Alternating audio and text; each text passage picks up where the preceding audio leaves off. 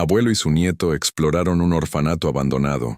Descubrieron un secreto familiar enterrado por 50 años. Hoy es un día diferente. Lo supe desde que abrí los ojos al amanecer y sentí esa inquietud en el pecho, como si mi corazón quisiera decirme que ya era tiempo. 78 años me contemplan desde el espejo cada mañana. Mi rostro surcado por arrugas que son como caminos de tierra, mis manos callosas que han trabajado la tierra y construido casas, ahora tiemblan al servir mi café de olla. Desde la ventana de mi pequeña casa en las afueras de San Miguel de Allende, puedo ver las colinas donde se alza ese edificio que por décadas he evitado mirar directamente. El Orfanato Santa María de la Luz. Un nombre hermoso para un lugar que guarda mis recuerdos más dolorosos. Escucho el motor del coche de Daniel, mi nieto, que viene puntual como cada domingo. Desde que María, mi esposa, partió hace 6 meses, estos domingos son el ancla que me mantiene atado a este mundo. Daniel regresó de la Ciudad de México tras la muerte de su abuela. Dice que quería estar cerca de mí, pero sé que también busca reconectarse con sus raíces. Buenos días, abuelo. Saluda mientras entra, trayendo pan de la panadería del centro y ese aire de juventud que me recuerda tanto a mí mismo hace 50 años. Daniel es arquitecto, tiene 32 años y una pasión por restaurar edificios antiguos. La ironía no se me escapa. Mi nieto ama preservar el pasado mientras yo he dedicado mi vida a enterrar el mío. ¿Cómo amaneciste hoy, apa?, me pregunta mientras prepara más café. Con estos huesos viejos quejándose como siempre, mijo. Respondo, ocultando la inquietud que me corroe por dentro. Nos sentamos en el portal, como cada domingo. Las bugambilias que María plantó florecen intensamente, como si quisieran compensar su ausencia. El aire está fresco y mientras bebemos café, Daniel saca unos planos de su mochila. Abuelo, ¿viste el anuncio en el periódico? Van a demoler el orfanato viejo para construir un hotel de lujo. Unos inversionistas extranjeros compraron el terreno. Mi taza tiembla en mis manos. Durante años he cambiado de tema cada vez que Daniel mencionaba ese lugar. Su interés profesional por restaurarlo, su curiosidad por su historia. He construido un muro de silencio tan sólido como los de ese edificio colonial. Pero hoy es diferente.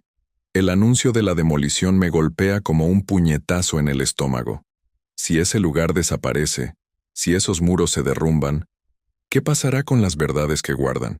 ¿Qué pasará con la otra mitad de mi historia? Daniel, mi voz sale más quebrada de lo que quisiera. Hay algo que debes saber sobre ese lugar y sobre nuestra familia. Mi nieto deja los planos y me mira con atención. En sus ojos veo el mismo color café oscuro que los míos, la misma forma levemente inclinada que heredó de mí, que a su vez heredé de mi madre, a quien apenas recuerdo.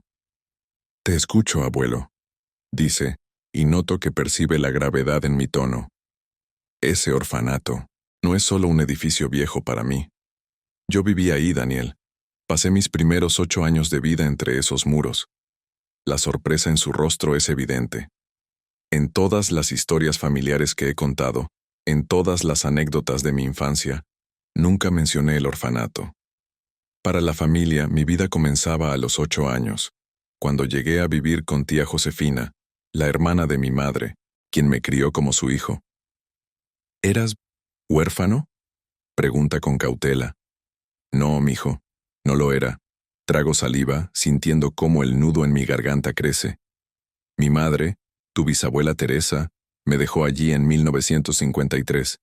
No porque quisiera, sino porque la obligaron. Era madre soltera, de familia humilde. En aquellos tiempos, eso era una vergüenza que muchas familias no podían soportar. Le cuento cómo mi madre, Teresa Gutiérrez, apenas tenía 18 años cuando quedó embarazada. Su familia, católica y tradicional, la envió a visitar a unos parientes lejos de Guanajuato, mientras su vientre crecía. Dio a luz en secreto, y luego la convencieron, la obligaron en realidad, a entregar a su hijo al orfanato. La vi solo 3 veces en esos años. Venía a escondidas. Lloraba mucho, me traía algún dulce y me abrazaba como si quisiera fundirme en ella. La última vez me dijo que volvería por mí, que estaba trabajando duro para poder llevarme con ella. Me detengo, tomando aire. Daniel espera pacientemente. Nunca volvió.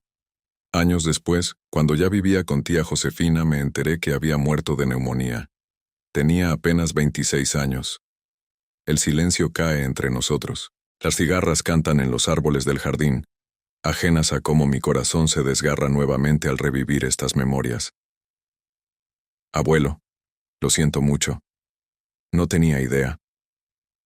Daniel pone su mano sobre la mía. Pero hay más, muchacho. Continúo, sabiendo que si me detengo ahora quizás nunca encuentre el valor para seguir. Hace unos 20 años, cuando tu abuela María y yo fuimos a visitar a una antigua cocinera del orfanato, la señora Carmela, ella me dijo algo que me ha quitado el sueño desde entonces. Me contó que recordaba claramente cuando mi madre llegó, porque era muy joven y muy hermosa, pero sobre todo, porque había dado a luz a gemelos. Daniel se inclina hacia adelante, como si no creyera lo que escucha. Tengo razones para creer que tengo un hermano o hermana que nunca conocí, y que los documentos que lo prueban siguen ocultos en ese lugar. ¿Gemelos? ¿Estás seguro, abuelo? Saco de mi bolsillo una fotografía vieja, doblada y desgastada de tanto abrirla y cerrarla durante años. Se la extiendo con mano temblorosa. Esta es la única foto que tengo de mi madre. Me la dio tía Josefina. Daniel la examina. En ella se ve a una joven hermosa con un bebé en brazos. ¿Ves cómo me sostiene? Mira sus brazos, cómo están posicionados. Señalo. Durante años miré esta foto sin ver nada extraño, hasta que la señora Carmela me habló de los gemelos. Entonces lo noté. Mis ojos están abiertos, pero ella no mira a la cámara. Mira hacia un lado, como si estuviera pendiente de algo más, o alguien más. Daniel estudia la fotografía con atención y asiente lentamente. ¿Y nunca investigaste más? Lo intenté.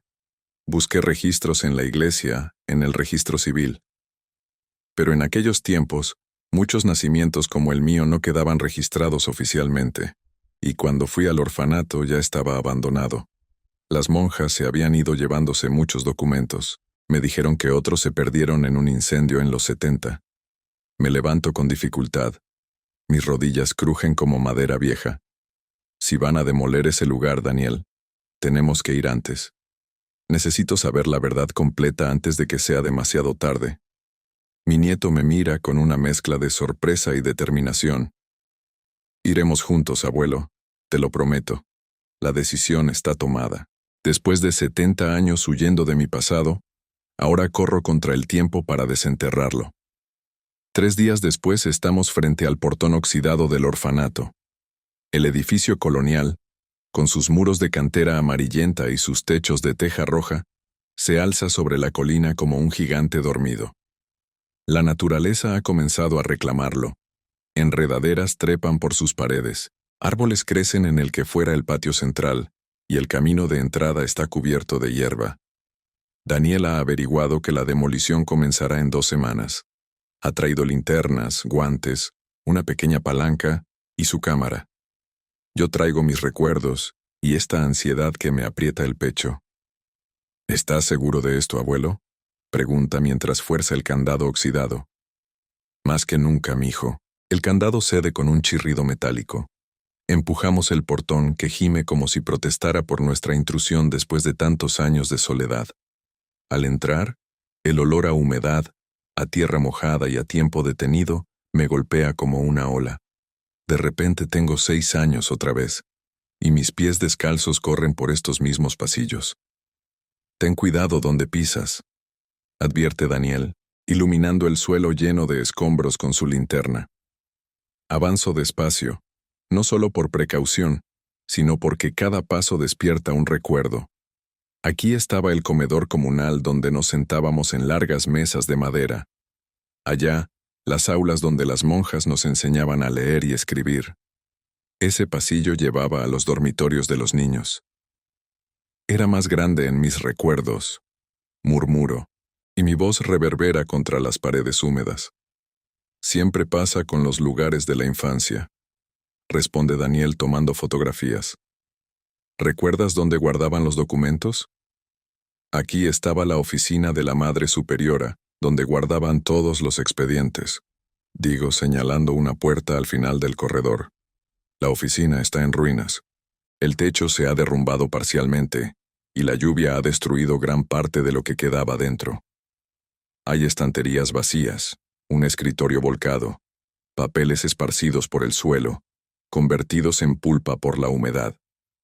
Daniel examina meticulosamente cada rincón, pero yo sé que no encontraremos nada aquí. Si quedara algún documento importante, no estaría a simple vista. Tenemos que hablar con alguien que supiera cómo funcionaba este lugar, digo finalmente. Alguien que estuviera aquí cuando yo era niño. ¿La señora Carmela? ¿La cocinera que mencionaste? Sí, y también el padre Juvencio. Era el capellán del orfanato. Si sigue vivo, debe tener más de 90 años. Salimos del edificio cuando el sol comienza a ponerse. Me siento exhausto, pero también extrañamente aliviado. He confrontado mis fantasmas. He pisado nuevamente el lugar que por décadas evité incluso mirar. Volveremos, abuelo, promete Daniel mientras regresamos al coche.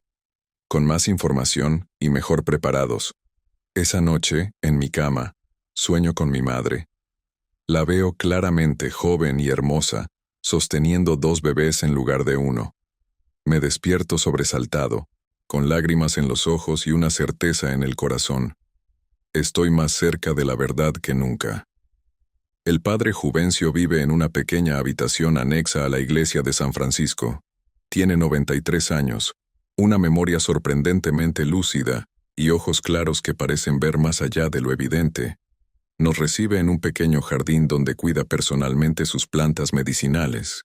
Ernesto Gutiérrez, dice al verme como si mi visita no lo sorprendiera en absoluto. El hijo de Teresa. Supe que vendrías algún día. Sus palabras me dejan sin aliento. ¿Cómo puede recordarme después de tantas décadas? Me confesé con usted antes de irme del orfanato, digo recordando de pronto. Le dije que odiaba a mi madre por abandonarme. El anciano sacerdote asiente lentamente, y yo te dije que tu madre te amaba profundamente, que las circunstancias a veces son más fuertes que nuestros deseos. Veo que has traído a tu nieto. Daniel se presenta respetuosamente. Le explicamos nuestra búsqueda, la inminente demolición del orfanato, mi sospecha sobre un hermano gemelo. El padre Juvencio guarda silencio por un momento, como si sopesara sus palabras. Muchas familias poderosas de la región ocultaron lo que llamaban indiscreciones entre los muros de Santa María de la Luz. Dice finalmente, hijas que quedaban embarazadas fuera del matrimonio, niños nacidos de relaciones prohibidas, incluso los hijos de patrones con las muchachas de servicio. El orfanato era un conveniente depósito para esos secretos.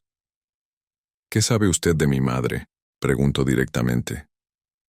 Teresa era especial, muy joven, sí, pero con una determinación poco común. Venía de una familia humilde, pero trabajaba como dama de compañía en la hacienda Montero. ¿Conoces a los Montero? Por supuesto, responde Daniel. Aún son una de las familias más ricas de Guanajuato. Tienen haciendas, empresas. El viejo don Augusto Montero era el patriarca en aquel entonces, continúa el sacerdote. Un hombre poderoso y temido. Se rumoreaba que su hijo mayor, Javier, era quien había. Se detiene, buscando palabras delicadas. Intimado con tu madre. La revelación me deja aturdido. ¿Un Montero? ¿Mi padre podría haber sido un Montero? ¿Y qué pasó con mi madre después? Pregunto con voz tensa. Intentó recuperarte. Trabajó duramente, ahorró cada peso. Pero enfermó gravemente cuando tú tenías 7 años. Antes de morir, le pidió a su hermana Josefina que te sacara del orfanato. ¿Y mi hermano? ¿O hermana? Insisto. La señora Carmela me dijo que éramos gemelos. El anciano sacerdote cierra los ojos un momento. Los registros más delicados se guardaban en un lugar especial, no en la oficina principal. Hay un compartimento secreto detrás del altar de la capilla. Solo la Madre Superiora y yo conocíamos su existencia. Daniel anota rápidamente esta información. ¿Cree que esos documentos podrían seguir allí? Pregunta. Si no los destruyeron deliberadamente, es posible. Las monjas se fueron a prisa cuando cerraron el orfanato. Hubo un incendio años después, pero la capilla quedó intacta. Al despedirnos, el padre Juvencio toma mi mano entre las suyas, sorprendentemente cálidas para alguien de su edad. La verdad libera, Ernesto, pero también puede doler. Prepárate para ambas posibilidades. Nuestra siguiente visita es a la señora Carmela. Vive con su hija en una casa sencilla en el barrio de San Antonio. A sus 86 años, conserva el carácter fuerte y la lengua afilada que recuerdo de mi infancia. «Don Ernesto», exclama al verme, «mire nada más cómo ha envejecido, y yo que lo recuerdo como un chamaquito flaco que siempre pedía más frijoles». Sonrío ante su franqueza. Me presento a Daniel y le explico nuestra misión. «Usted me dijo hace años que mi madre tuvo gemelos», le recuerdo. «Necesito que me cuente todo lo que sabe». La anciana se acomoda en su silla, ajustándose el rebozo sobre los hombros. Su madre llegó una noche de tormenta. Nunca olvidaré cómo temblaba, toda empapada y con 2 bebés en brazos. Uno eras tú, Ernestito. El otro era una niña. Idénticos, salvo por eso. ¿Una hermana? Mi voz apenas sale. ¿Tengo una hermana gemela? Así es. Las monjas los separaron de inmediato. A ti te pusieron con los otros niños, a la niña. Hace una pausa significativa. La llevaron aparte. Al día siguiente ya no estaba. ¿Qué le pasó?, pregunta Daniel. Se la llevaron los Montero. No la pusieron en adopción como a los otros niños. Vinieron específicamente por ella. La noticia me golpea como un rayo. Los Montero, la misma familia para la que trabajaba mi madre. ¿Está segura? Insisto, tan segura como que estamos aquí sentados. Yo misma vi cuando doña Elena Montero, la esposa de don Augusto, se llevó a la niña. Dijeron que la adoptarían legalmente, que le darían una buena vida. ¿Y sabe qué nombre le pusieron?, pregunta Daniel. La señora Carmela frunce el ceño, esforzándose por recordar. Luz María, creo. Sí, Luz María Montero. Les pareció apropiado siendo que venía del orfanato Santa María de la Luz. Salimos de casa de la señora Carmela con más preguntas que respuestas. Mi cabeza da vueltas con la información. Tengo una hermana gemela, una hermana que creció como hija de una de las familias más ricas de la región, mientras yo vivía en un orfanato y luego en la modesta casa de mi tía Josefina. ¿Estás bien, abuelo?, pregunta Daniel, preocupado por mi silencio durante el viaje de regreso. Necesito procesar todo esto, mijo. 70 años creyéndome solo en el mundo, y ahora. Ahora resulta que tengo una hermana. Una gemela. Esa noche, mientras Daniel investiga en internet sobre la familia Montero, yo saco el álbum de fotos familiares. Hay tan pocas imágenes de mi infancia. Me detengo en una fotografía de mi tía Josefina conmigo, el día de mi primera comunión. Tenía 9 años. Llevaba un traje prestado demasiado grande. Miro mi rostro infantil y me pregunto, ¿se parecería mi hermana a mí? ¿Tendría los mismos ojos, la misma sonrisa?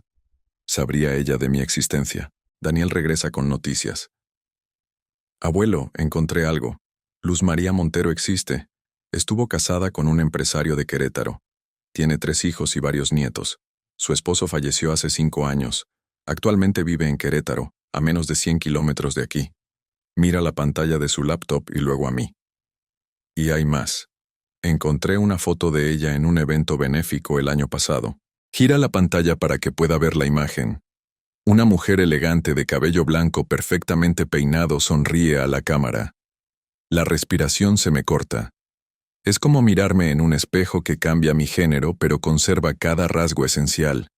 Los mismos ojos, la misma forma del rostro, incluso la manera en que sonríe, con el lado izquierdo de la boca ligeramente más elevado que el derecho.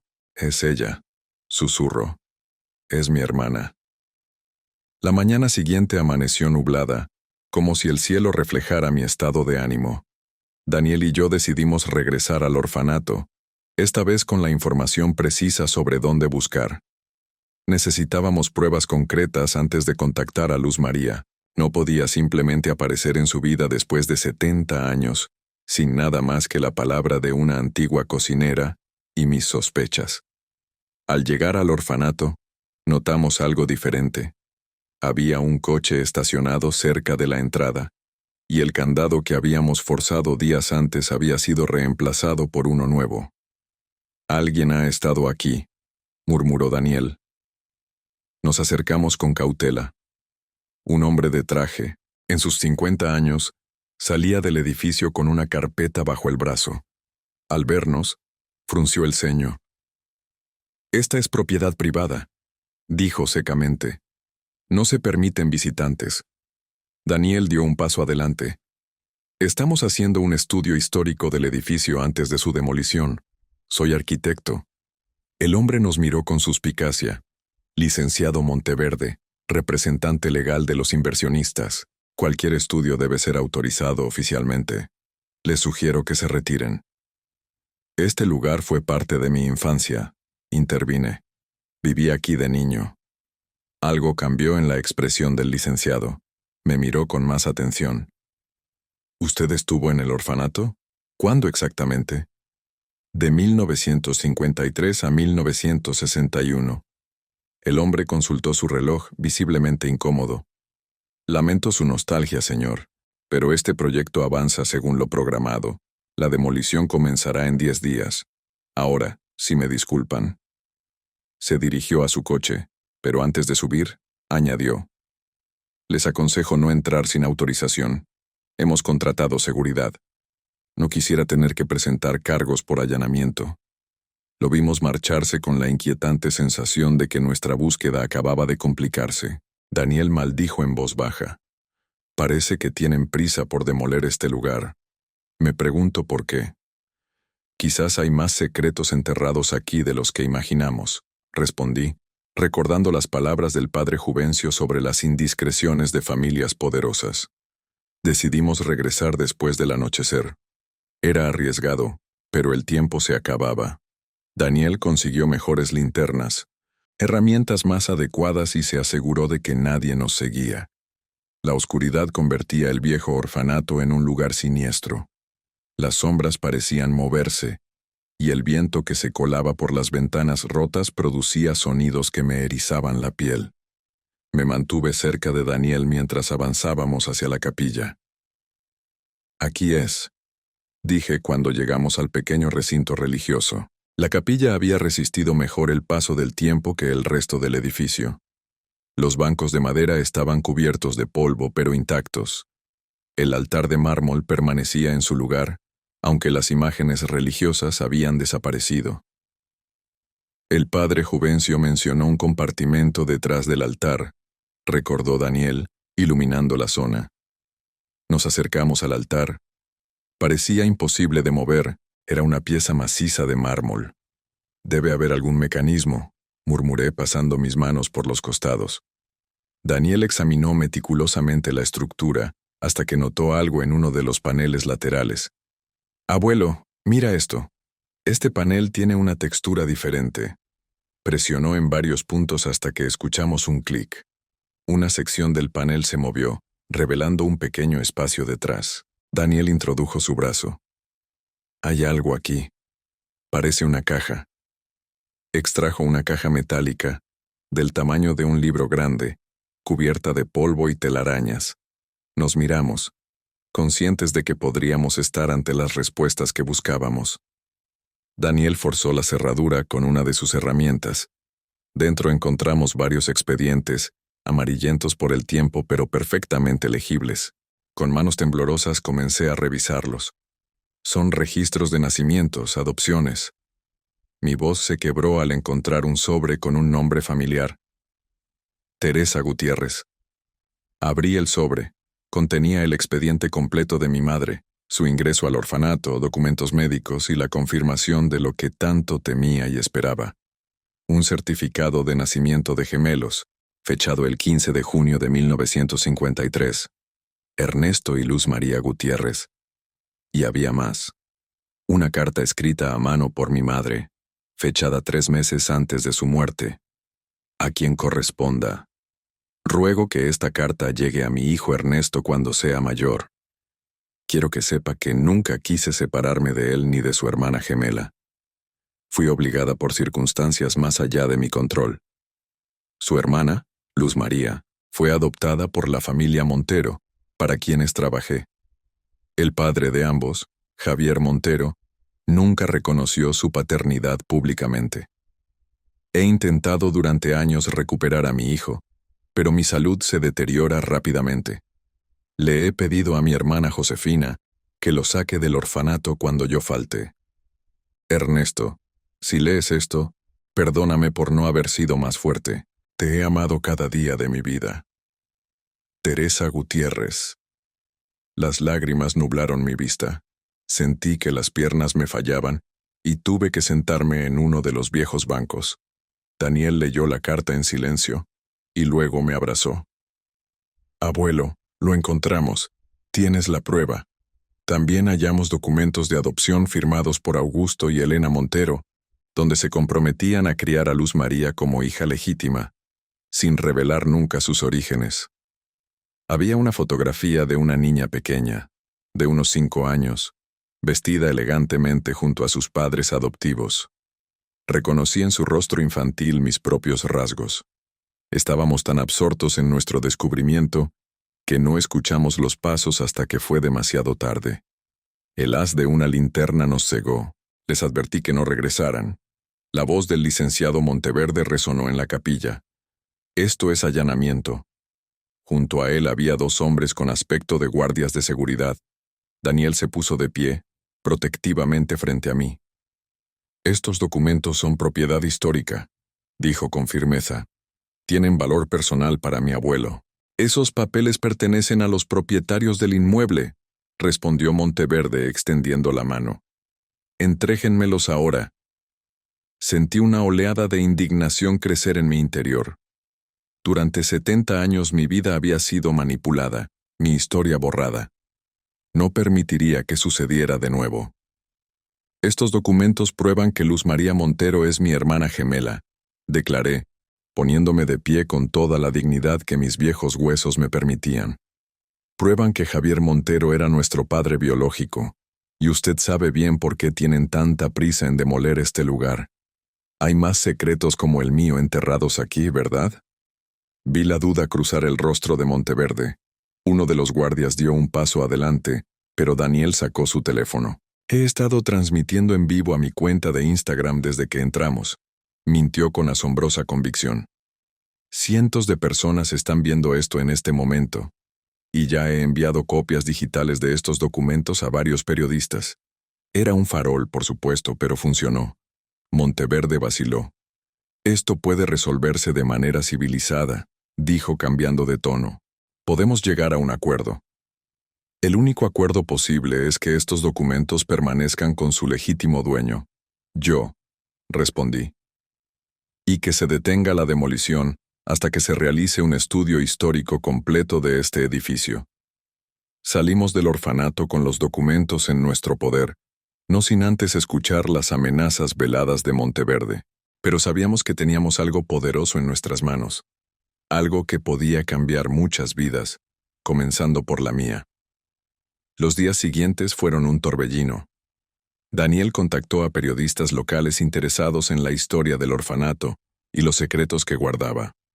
El padre Juvencio habló públicamente sobre la importancia histórica del edificio. La comunidad se movilizó para proteger lo que ahora llamaban Patrimonio Histórico de San Miguel. Mientras tanto, yo enfrentaba la decisión más difícil, contactar a Luz María. Daniel encontró su número telefónico, pero ¿qué le diría?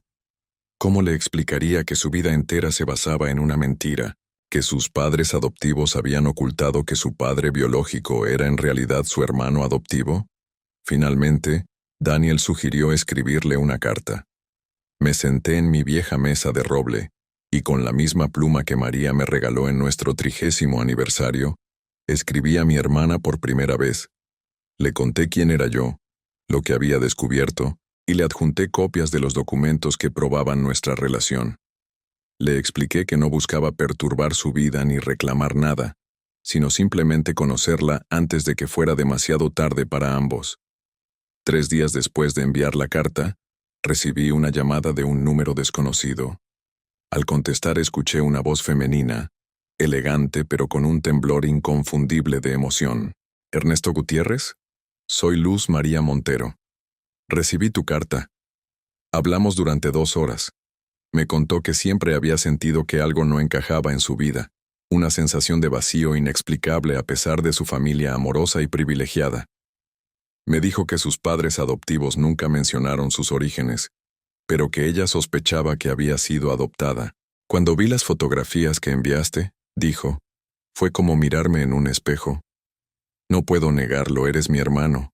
Acordamos encontrarnos en un lugar neutral, un pequeño café en Querétaro. Daniel insistió en acompañarme. Estaba nervioso como un niño en su primer día de escuela. ¿Qué le diría? ¿Cómo actuaría frente a esta mujer que era mi sangre pero una completa extraña? El día del encuentro, llegamos temprano al café. Daniel me ayudó a arreglarme, mi mejor camisa, el sombrero que usaba en ocasiones especiales. Incluso me puse un poco de la loción que María me regalaba cada Navidad. La vi entrar al café y la reconocí al instante, a pesar de que solo la había visto en fotografías. Caminaba con la elegancia que dan la buena educación y los recursos, pero su rostro reflejaba la misma ansiedad que yo sentía. Nuestras miradas se encontraron y algo ancestral, algo que va más allá de la razón o la memoria, nos conectó instantáneamente. Se detuvo frente a nuestra mesa. Me puse de pie con dificultad.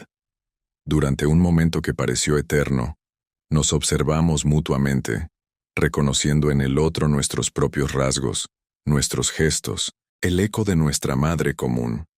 Ernesto, dijo finalmente, su voz quebrándose.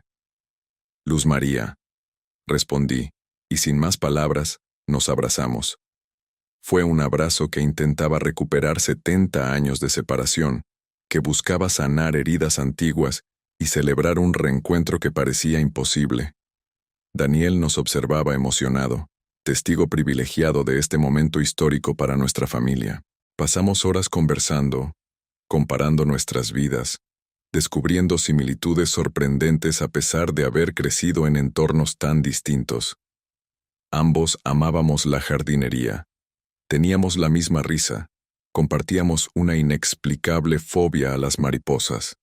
Luz María me contó que había sido feliz con los Montero, que sus padres adoptivos la amaron genuinamente, pero siempre sentí que me faltaba una parte, confesó.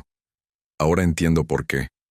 Le mostré la foto de nuestra madre y lloró al verla por primera vez. Tenemos sus ojos, dijo, pasando suavemente el dedo sobre la imagen. Y su sonrisa, añadí.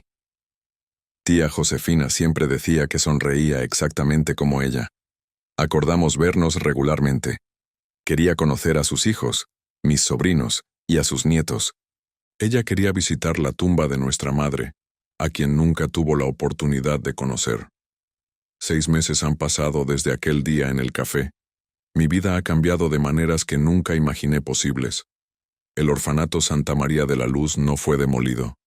Gracias a la presión comunitaria y a la intervención de varios grupos de preservación histórica, fue declarado monumento histórico. Daniel lideró el proyecto para transformarlo en un centro comunitario que incluye un pequeño museo sobre las historias de adopciones y separaciones familiares en México. El licenciado Monteverde intentó demandarme por difamación, pero desistió cuando otros antiguos residentes del orfanato comenzaron a aparecer con historias similares a la mía. La familia Montero, para mi sorpresa, no negó mi relación con Luz María. Los hijos de mi hermana, ya adultos, me recibieron como el tío que nunca supieron que tenían. Hoy es un día especial. Inauguramos oficialmente el museo en el antiguo orfanato. Luz María está aquí, elegante como siempre, pero con una calidez que desmiente su aspecto aristocrático. Nuestras familias, antes separadas por secretos y silencios, ahora se mezclan como si siempre hubieran estado unidas. La parte central del museo es una exposición sobre nuestra historia, las fotografías de nuestra madre, los documentos que encontramos, incluso juguetes y objetos del orfanato. Daniel ha hecho un trabajo extraordinario recreando la vida cotidiana de los niños que vivieron aquí. Me paro frente al grupo de visitantes para decir unas palabras. Veo rostros jóvenes y viejos, algunos curiosos, otros emocionados. Entre ellos están mis nietos y los de Luz María, primos que apenas comienzan a conocerse pero que ya muestran el afecto natural de la familia. Los secretos enterrados siempre encuentran el camino hacia la luz, digo, repitiendo las palabras que le dije a Daniel el día que inauguramos el museo. Pero necesitan corazones valientes que estén dispuestos a desenterrarlos. Miro a mi nieto, quien me sonríe con orgullo. Sin él, sin su curiosidad de arquitecto, sin su amor por preservar el pasado, yo nunca habría encontrado el valor para enfrentar el mío. Luz María toma mi mano. Nuestras manos son similares, con las mismas venas prominentes, las mismas articulaciones hinchadas por la edad. Somos el espejo el uno del otro, separados por el destino y reunidos por la verdad. La sangre llama a la sangre a través del tiempo, digo, mirando a los jóvenes de nuestra familia. Y ni los muros más gruesos pueden silenciar para siempre los lazos que nos unen. Al salir del museo, miro hacia el cielo despejado de San Miguel. Siento una paz que nunca creí posible. Por primera vez en 70 años, estoy completo. Ya no soy el niño abandonado del orfanato, ni el hombre que enterró su pasado bajo capas de silencio.